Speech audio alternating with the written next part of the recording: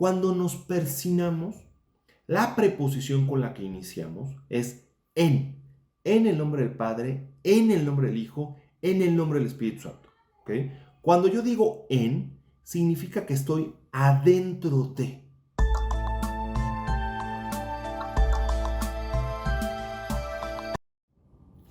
Hola amigos, ¿cómo están? Buenos días, buenas tardes, buenas noches, dependiendo del horario en el que puedan vernos, escucharnos.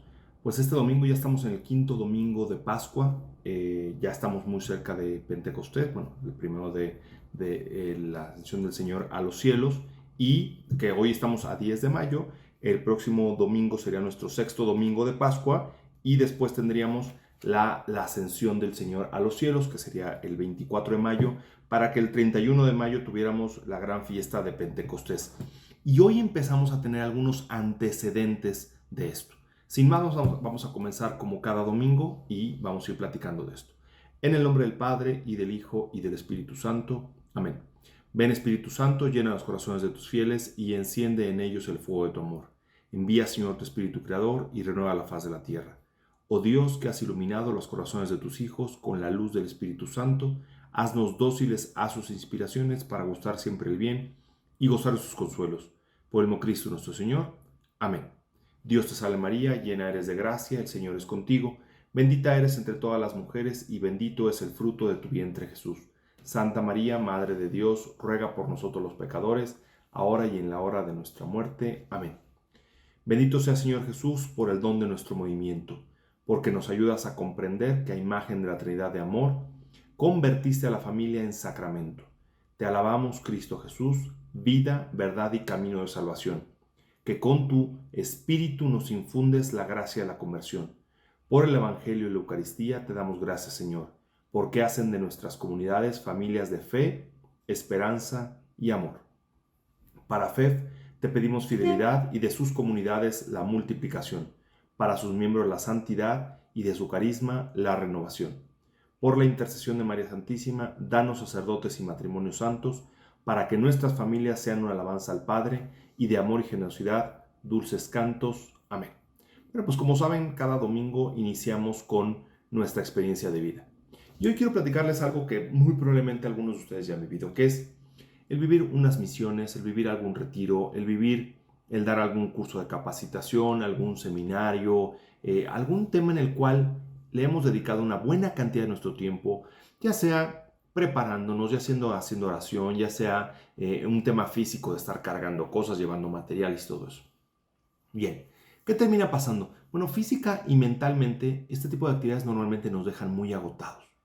Pero yo les puedo asegurar, y yo lo puedo decir porque a mí me ha pasado en varios encuentros nacionales de nuestro movimiento de fe, pero también en algunos otros temas como algunas misiones o ir a algún retiro, que uno termina el domingo, pues, normalmente cuando es de fin de semana, termina el domingo y termina físicamente agotado.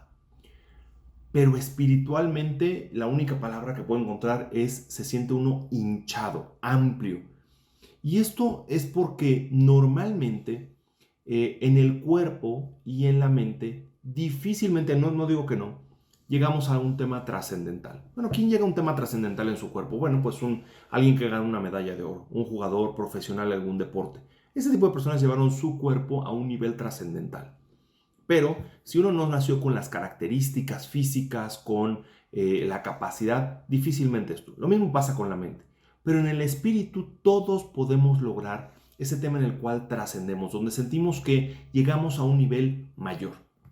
Yo he tenido la bendición de trabajar para y con la iglesia desde hace 28 años.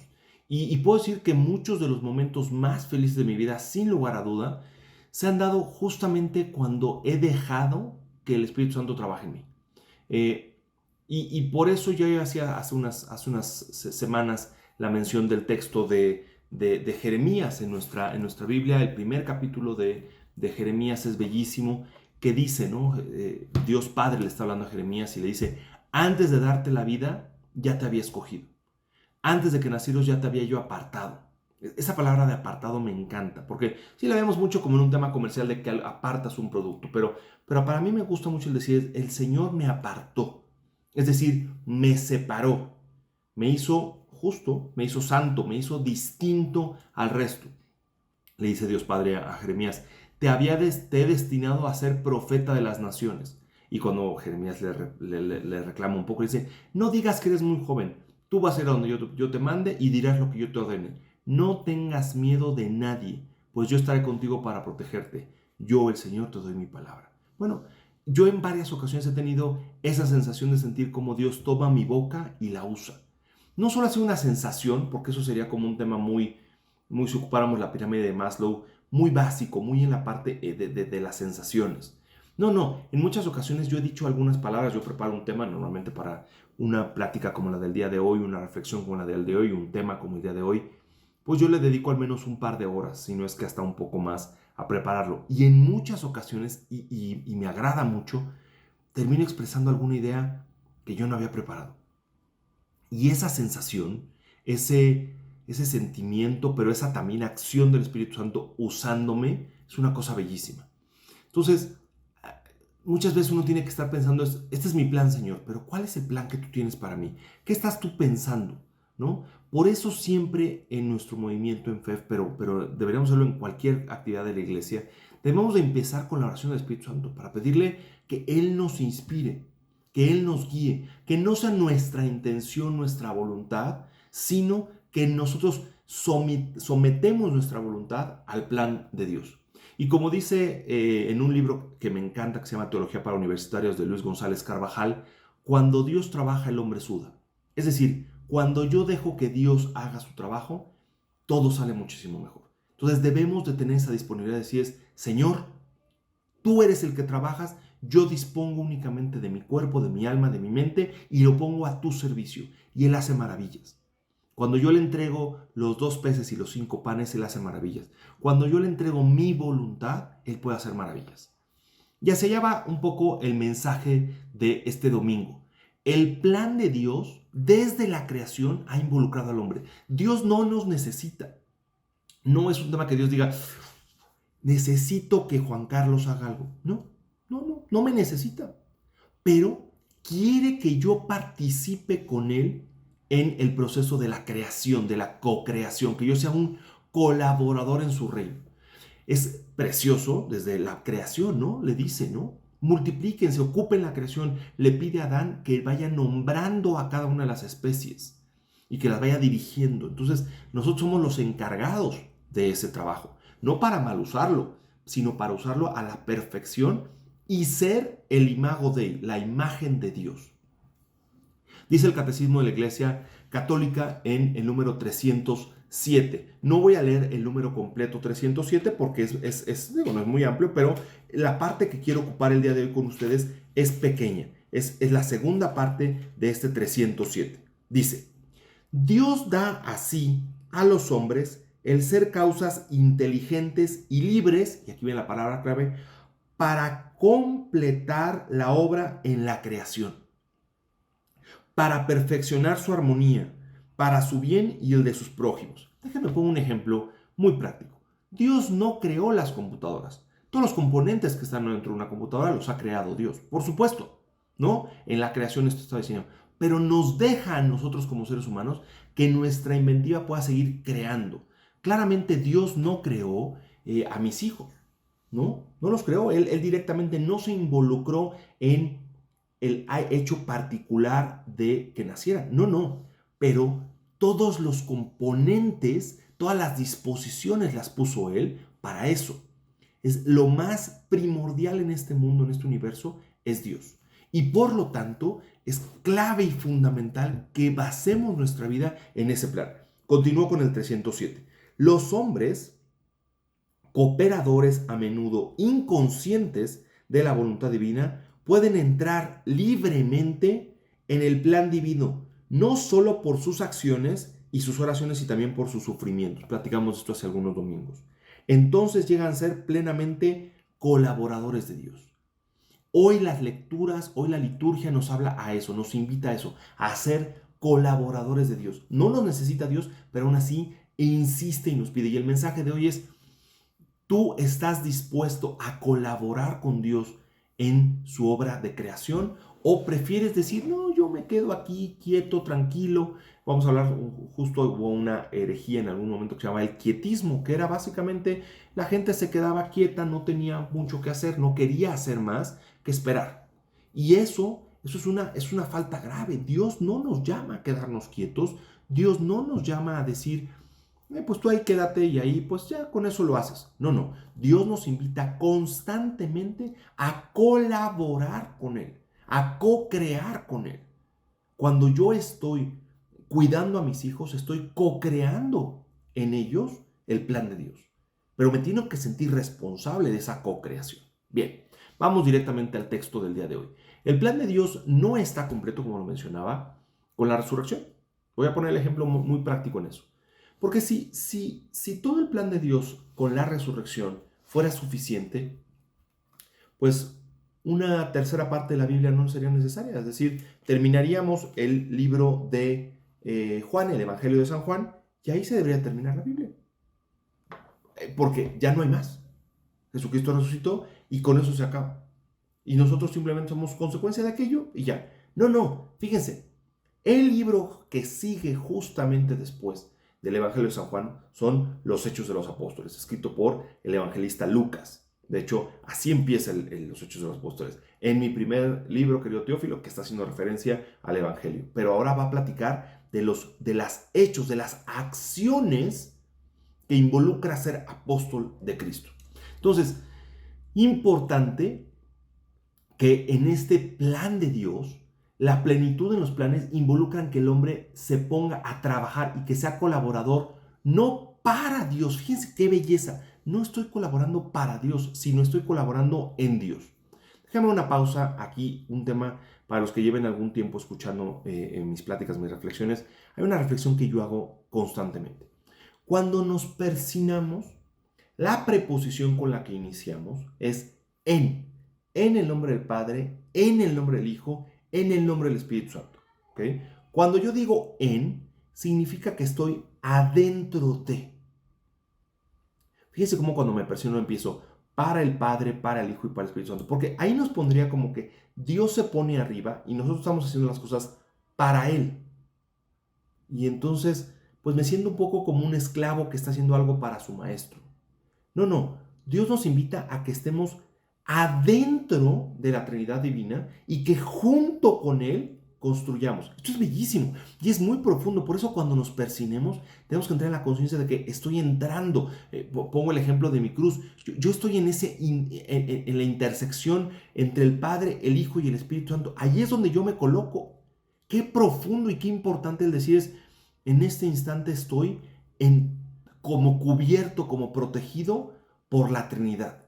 Bellísimo, muy profundo y no debemos de perderlo. Muy bien, entonces todo este plan de Dios es para que yo trabaje en Dios, junto con, en conjunto, adentro de la Trinidad, pero trabajando en conjunto, no para, no debajo de Él, no, es en Él. Es bellísimo, si ustedes han puesto atención durante la misa, justo antes del Padre Nuestro, hacemos la oración que a mí más me gusta de toda la misa, que decimos, ¿no? Justo antes de decir el Padre Nuestro, que es con lo que se inicia el rito de la comunión, hay una oración que el Padre toma el cáliz y la hostia y dice, fíjense las preposiciones que ocupamos.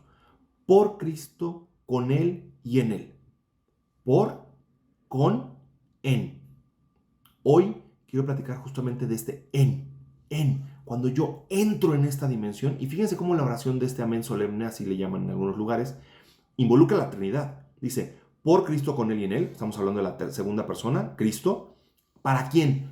Para ti, Dios Padre Omnipotente, en la unidad del Espíritu Santo, todo honor y toda gloria por los siglos de los siglos. Y en muchos lugares ahí viene un canto brutal que es el amén, amén. ¿Por qué? Porque estoy diciendo, toda mi vida es por Cristo, con Cristo y en Cristo. ¿Para quién? Para el Padre en la unidad del Espíritu Santo. Cuando entendemos esto, nuestra vida cobra una dimensión completamente distinta. Bueno, hoy vamos a leer en varias ocasiones cómo Jesús, Pedro, en diferentes momentos va a ocupar el tema en. Los propios discípulos van a ocupar el tema en. Que involucra que lo hacemos adentro. ¿Dentro de qué? Dentro de la Trinidad, ya lo explicaba. Dentro de los planes de Dios. La oración colecta es un ejemplo de esto. Fíjense, la oración colecta de este domingo Es muy bella porque, ¿qué dice la oración colecta de este domingo? La oración colecta de este domingo dice, Dios Todopoderoso y Eterno lleva a su plenitud en nosotros. Es decir, ese plan introdúcelo en nuestra vida, en nosotros el sacramento pascual, para que a quienes te dignaste renovar por el santo bautismo, o sea, es para nosotros, Dios lo hace para nosotros, no lo hace para su satisfacción. Él no gana nada, lo hace para nosotros, pero lo quiere además no dejar como circunstancial, no es una rociadita, no, se quiere meter hasta adentro. La preposición en es adentro de. Algo no está en cuando está encima de, no, es adentro, en. ¿Ok? Entonces, bueno, la oración colecta de este domingo, ya ocupa este tema en. Entonces dice, no dice ni para nosotros, ni por nosotros, ni sobre nosotros, ya que las preposiciones involucrarían que Dios es el único que obra y que nuestro papel es quedarnos quietos y que Dios haga todo. Ese no es el plan de Dios. El plan de Dios no quiere que nos quedemos quietos. Él quiere trabajar en nosotros, desde adentro de nuestro ser, y por eso puede ser, no puede uno ser cristiano de, bueno, pues yo nada más, un poquito, soy poquito cristiano. No. Porque si Dios se mete en nosotros, piensen lo que es la Eucaristía. Cuando yo comulgo, cuando yo me como a Jesús, Jesús está en mí, está adentro de mí. Entonces no puede haber una acción, no puedo ser medio cristiano. Tengo que ser cristiano del 100%. Debemos de tender a ser santos del 100%, no del 3%, no del 5%, del 100%. ¿Ok? Bueno, dicho esto, ¿no? Él quiere trabajar en nosotros desde adentro. No desde afuera, no desde algo terciario, ¿no? Voy a ocupar esa palabra también el día de hoy. No es el texto bíblico, la forma en la que Dios trabaja con nosotros, no es como terciarizando cosas. No, Dios no ocupa outsourcings. No, Dios lo hace junto contigo, en ti. No es que te esté aventando una bronca y luego diga, bueno, pues ahí te lo encargo, y luego regreso. No. Vamos juntos. Y Él es el que más se involucra en esto, ¿ok? Bueno, en la primera lectura, como los domingos anteriores, venimos leyendo el libro de los Hechos de los Apóstoles. En esta ocasión en particular, el capítulo 6, el versículo del 1 al 7. Y se nos narra que la iglesia estaba creciendo. Empieza, de hecho, el texto de este domingo, la primera lectura, dice, aumentaba mucho el número de los discípulos. Ok, es algo para sentirnos contentos. Pero siempre sabemos que cuando hay un crecimiento y cuando tengo más gente con la que tengo que interactuar, casi siempre va a venir algún problema. Y eso es lo que nos narra hoy este capítulo 6 de los Hechos de los Apóstoles. Hubo ciertas quejas de los judíos griegos a los judíos hebreos. ¿Ok? Vamos a decirlo así. Los judíos, normalmente los judíos que habían venido en Grecia, tenían una visión un poquito más amplia, tenían una visión de mundo más amplia, tenían a veces algunos de ellos podían haber sido hasta conversos, que eran de otra religión y se convirtieron en judíos. Mientras que los hebreos eran locales, no era la gente que vivía en Jerusalén o en la Tierra Santa. Y entonces se quejan de que sus viudas no están siendo atendidas correctamente en la caridad. Bueno,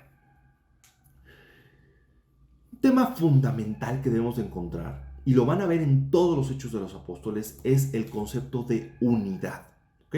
¿Por qué el tema de unidad es clave? Cuando Dios quiere hacer algo, reúne, junta, va preparando para tener a todos unidos, ¿no? A todo el mundo quiere tener. La contraria a la unidad sería la división, el divorcio, el esparcir a la gente. De hecho, ese es uno de los nombres del diablo. El diablo, la palabra en griego diabolos, significa el que divide, el que esparce. Nunca los apóstoles podrían haber tomado una decisión, ¿sabes qué? Pues mira, como nada más tenemos gente para atender a los hebreos, está bien, griegos, los sentimos mucho, ustedes búsquense la ayuda por otro lado, porque aquí no hay quien los ayude. No, es como uno. ¿Se acuerdan en la multiplicación de los panes? Los discípulos, ¿qué quieren hacer con la gente? Señor, mándalos a sus casas, dispérsalos. Y Jesús, ¿qué dice? No, quiero que todos estén juntos. Denles de comer, quiero mantenerlos a todos juntos. Por eso el pastor puede dejar a las 99 ovejas ir por la que falta, porque quiere que estén todas juntas. Dios quiere la unidad. Nunca un tema de desunión es un tema normalmente que venga de Dios. Normalmente la unión es un símbolo que Dios está presente. Y entonces, ¿qué dice? Los 12 pudieron haber tomado una decisión poco de Dios, de rey, y decir, pues nuestra decisión es esta, y tronar los dedos y decir, no, no, no. ¿Qué dice? Los 12 convocaron entonces a la multitud de los discípulos y les dijeron, no hay que dejar nosotros lo que estamos haciendo, que es la oración y la predicación. Elijan, de hecho aquí es la institución del diaconado, elijan a 7 personas. Y entonces, ¿qué les dice?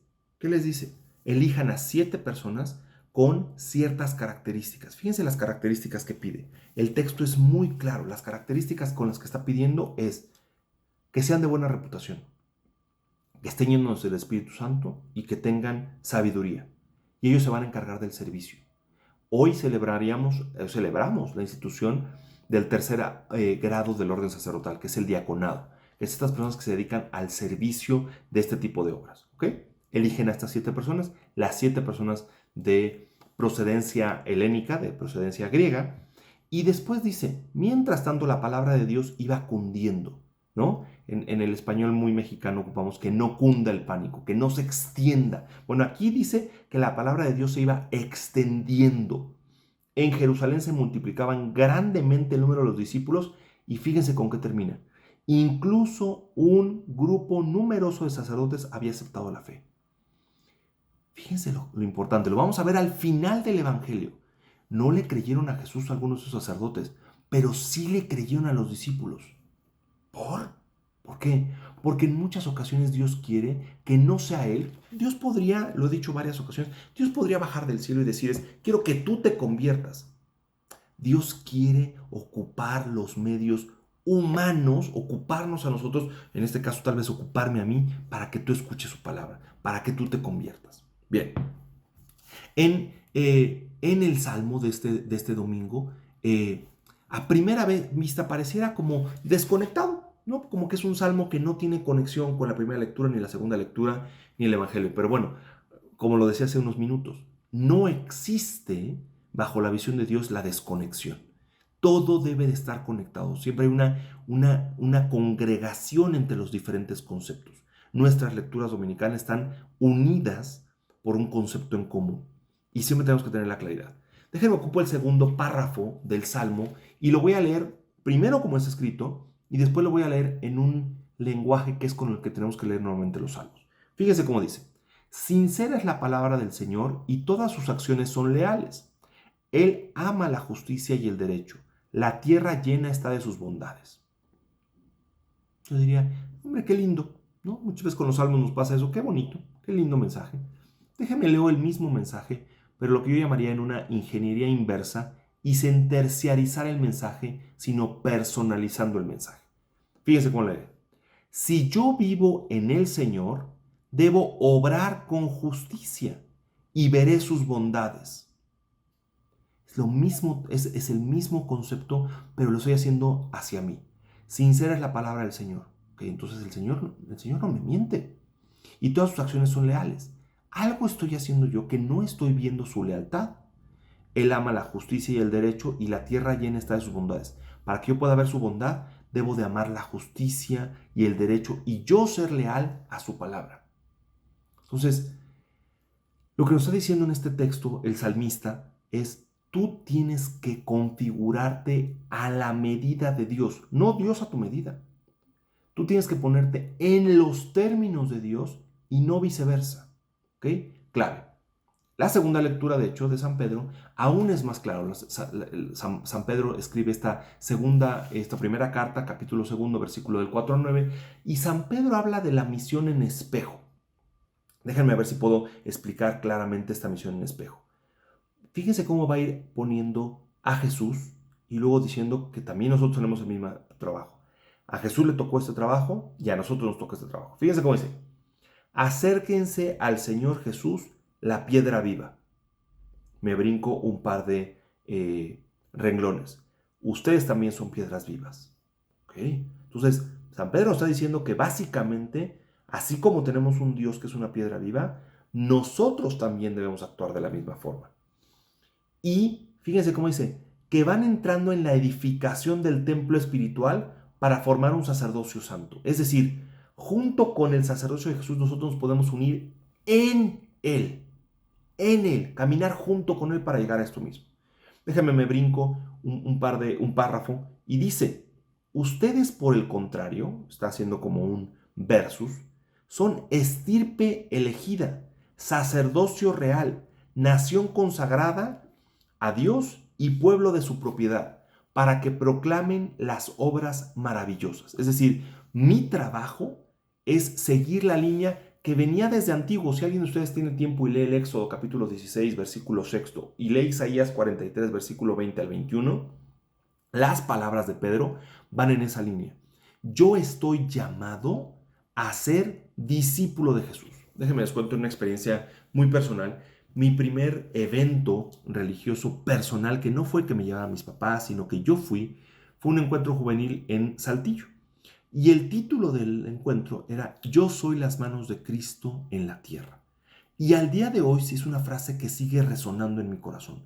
Jesús es el que de verdad puede hacerlo todo, pero quiere usar tus manos, quiere usar tu voluntad, quiere que te sometas a su plan, no para esclavizarte, sino para sacar la mejor versión de ti. ¿Ok? Bueno, déjenme llegamos al Evangelio y quería dedicarle más tiempo al Evangelio porque me parece que este Evangelio tomado del capítulo 14 de San Juan nos coloca en una dimensión distinta. ¿Ok? Bien, el texto está, nada más para poner el entorno, el texto está dado en la última cena. San Juan nos hace esta historia de dos términos clave que dan el entorno a esta situación. Déjenme, voy construyéndolo con todos. Jesús empieza con una frase, no pierdan la paz. Fíjense la importancia de esta frase.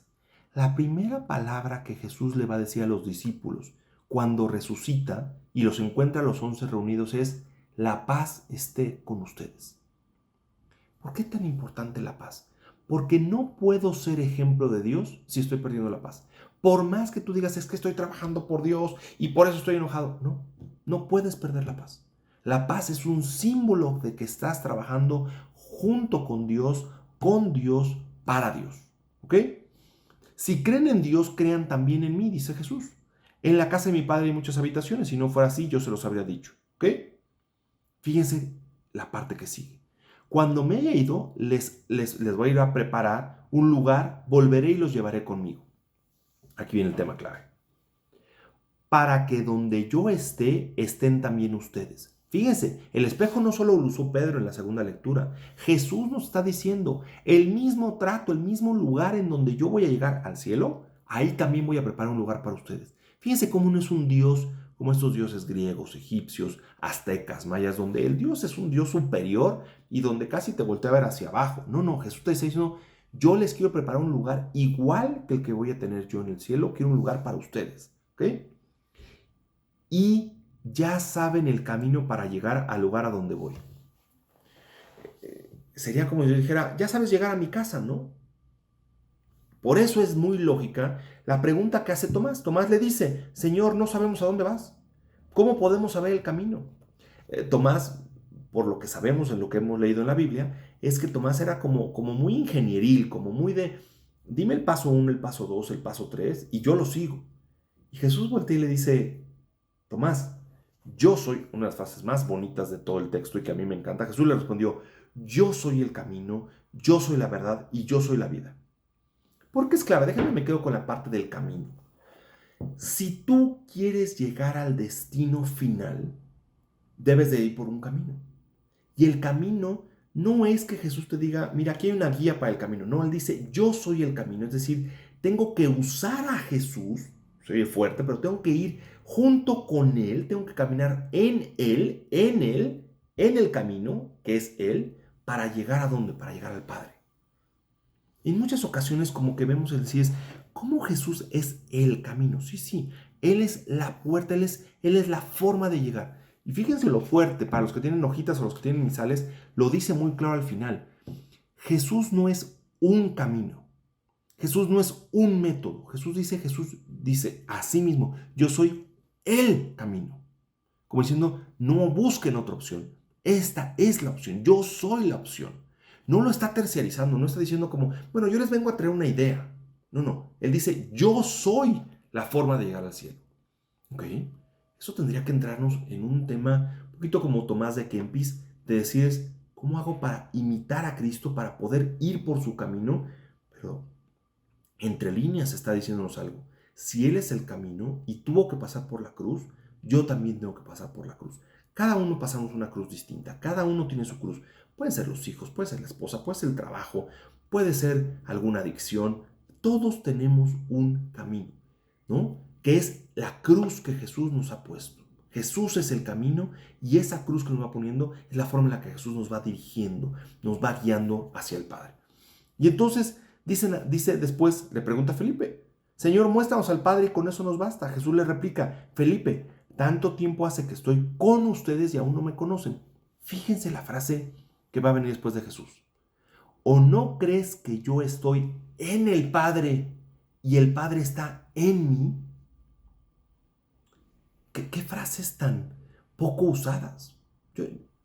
Yo no digo, ¿qué no sabes que mi esposa, ¿no? Con el anillo que mi esposa está en mí y yo estoy en ella? Como que inmediatamente nos imaginamos, si estuviera yo en ella, tendría que estar pues como pegado, como siendo una mezcla. Y Jesús dice eso, sí, así tal cual. El Padre y yo somos una imagen, ¿no? Aquí está la coronación de la Virgen en la portada del misal y ahí está, ¿no? El Padre y la paloma del Espíritu Santo cerrando esta Trinidad. Bueno, Dios nos invita justo a estar en esa Trinidad. Nos está diciendo, si yo estoy en el Padre y el Padre está en mí, pero nos está diciendo, estoy invitándolos a mi casa para que ustedes también formen parte de esto. Es una belleza, es algo hermoso. O sea, hay una frase, ¿no?, que nos dice, me gusta muchísimo, es Jesús pide que nos los comamos en la Eucaristía para hacernos como Él, para estar en esta dimensión trinitaria. Muy profundo, muy teológico, pero muy trascendental en nuestra vida. Entonces, fíjense, dice después el texto, es el Padre que permanece en mí, quien hace las obras. Créanme, yo estoy en el Padre y el Padre está en mí. ¿Se dieron cuenta la cantidad de veces que se repetía en? ¿Mi vida está basada en Dios? ¿O mi vida es circunferencial a Dios? ¿O mi vida es periférica a Dios? No. Dios nos dice, tú tienes que estar en mí. No circular, no perpendicular, no lateral, no, es en mí. Y déjenme termino con la parte para mí más importante de este domingo. ¿Se acuerdan que hablamos de que Dios quiere que seamos co-creadores con Él, que seamos colaboradores en esta creación? ¿Qué parte es importantísima? Dice, yo les aseguro, el que crea en mí hará las obras que hago yo y las hará aún mayores. Esto es muy fuerte. ¿Cómo alguien podría hacer una obra mayor que Jesucristo? ¿Cómo es que alguien podría estar haciendo algo mayor que Jesucristo? Es más, alguien diría, Jesucristo, ¿a poco no te da celos que yo pudiera hacer algo más grande? No, porque Jesús no está pensando que esto fuera una competencia de suma cero, donde si Dios muere por mí en la cruz, pero también a mí me crucifican, entonces estamos empatados. No. Cuando estamos en el concepto de Jesús muere en la cruz, voy a ponerle puntos, perdonando para ponerlo muy simplificando, pero Él suma un punto por morir en la cruz y cuando yo sufro por mi trabajo, le sumo al sacrificio de Jesús un punto más. El tema es que al final del día sumamos porque todos estamos en Cristo, formamos una unidad, un solo cuerpo. ¿Cómo alguien podría hacer algo más grande que Cristo? Bueno, déjenme pongo 3 ejemplos. La Madre Teresa de Calcuta, Santa Teresa de Calcuta ahora, ¿hizo más obras de caridad que el mismo Jesús? Sí, claro. Leía yo en un libro bellísimo de Brandon Boyd que se llama ¿Por qué soy católico y tú también deberías de serlo? Él dice, ¿no?, cómo llegaba a muchos lugares, veía a algún enfermo y lo curaba. Veía a alguien, cuenta que de las primeras historias de la Madre Teresa de Calcuta, tomó una señora que estaba en la calle tirada, la cargó y la llevó a un hospital, simplemente para retornarle la dignidad. Aquello que Jesús hace con la mujer adúltera, bueno, la Madre Teresa de Calcuta lo lleva a su máxima expresión. El padre Damián, ¿no? El padre Damián que muere en Molokai, en una isla de las islas de Hawái, de lepra. Decide vivir la lepra con el otro. una obra que el mismo Jesús no hizo. Pero Jesús no está compitiendo contra eso. No, es Jesús el que está viviendo en ellos y está compartiendo en ellos esta forma de acercarse a nosotros. Un tercer caso, San Francisco Javier cuenta de uno de los primeros jesuitas, un discípulo de San Ignacio de Loyola, que bautizaba en la India y en China a 5,000 personas más o menos diarias. ¿Eso qué significa? Que estamos llamados a hacer la obra de Dios y a veces superar la propia obra de Jesucristo, porque Dios no está luchando contra nosotros, sino Él quiere que trabajemos en conjunto, compenetrados, ¿ok? Entonces, así como el sacerdote se debe de revestir durante la misa y decimos que está in persona Christi, es decir, no está en su propia persona, sino está en la propia persona de Cristo, por eso se debe de revestir. Aún si alguien de ustedes ha ido a misiones, aunque sea se debe de poner su estola, porque no está actuando en su propia palabra, sino está actuando en la actitud y en la persona propia de Cristo. Bueno, nosotros deberíamos de reflexionar. ¿Qué actos hago en la persona de Cristo?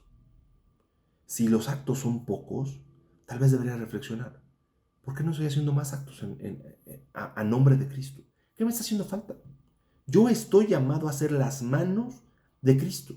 ¿Por qué no lo estoy haciendo? ¿Qué me está haciendo falta?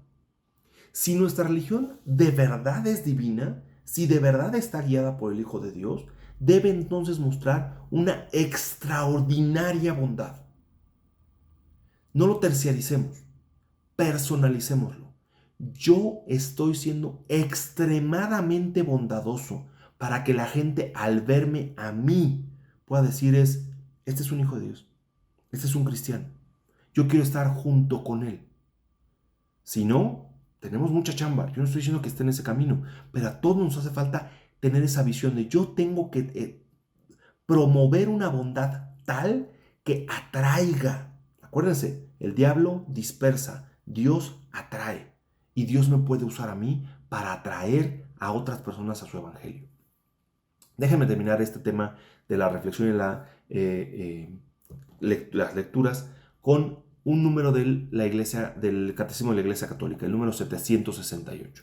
Y el número 768 del Nuevo Catecismo dice una frase que me pareció fundamental. Dice, está tomado además este texto de la Lumen Gentium, ¿no? Del número 5. Dice, la iglesia enriquecida con los dones de su fundador y guardando fielmente sus mandamientos del amor, la humildad y la renuncia, recibe la misión de anunciar y establecer en todos los pueblos el reino de Cristo y de Dios. Ella constituye el germen y el comienzo de este reino en la tierra. Es decir, Dios es él también es el sembrador, Él avienta la semilla. ¿Qué efecto tiene? Eso depende de ti, depende de mí. ¿Qué fruto le voy a dar? Entonces, la consumación de la creación a través de la providencia divina no sucede si tú no actúas. La frase que decimos de venga a nosotros tu reino, ¿quieres que venga el reino de Dios? Tienes que hacerlo germen en tu vida y que genere fruto. Dios nos invita a colaborar en el perfeccionamiento de la creación. ¿Estás dispuesto a entrarle? ¿O prefieres decir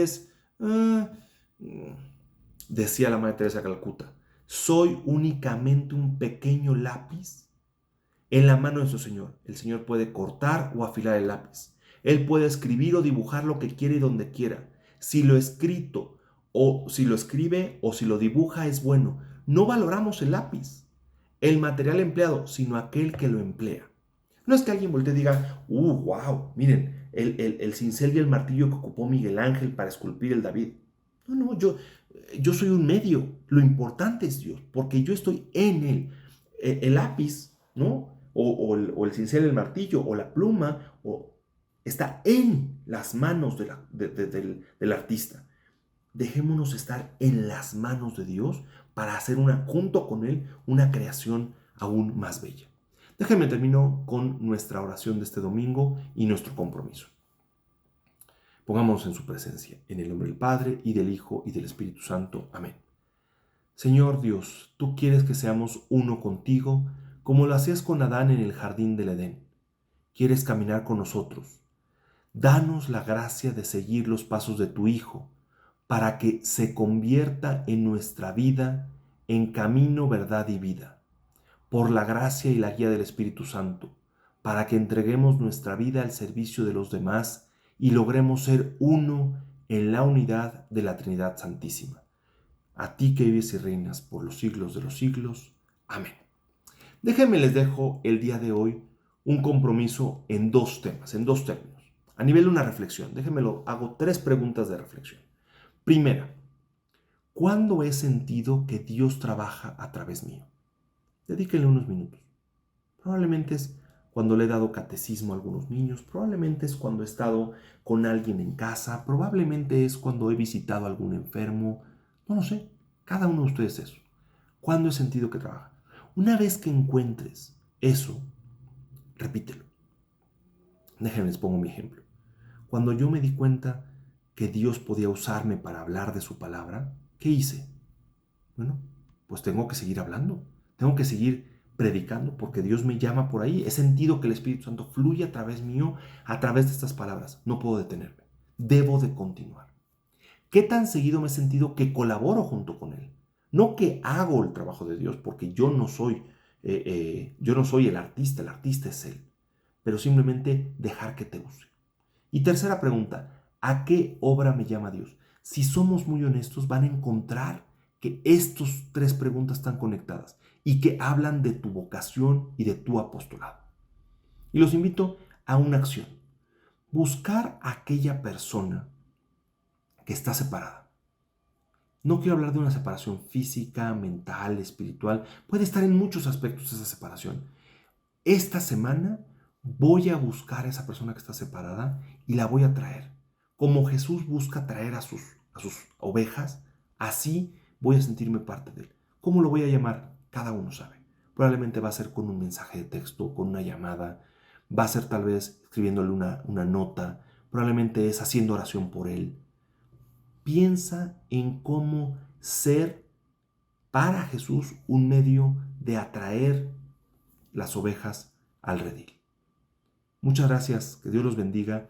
No dejen de seguirnos en nuestro canal, por favor, suscríbanse al canal, síganos y, como saben, abrimos nuestra página catecismo.blog. Ahí estamos también poniendo todos estos contenidos, por si en algún momento los quieren meditar, los quieren reflexionar, quieren hacer una meditación más profunda, todos los textos, todas las relaciones que hay sobre esto, ahí las pueden observar. Muchas gracias y que Dios los bendiga.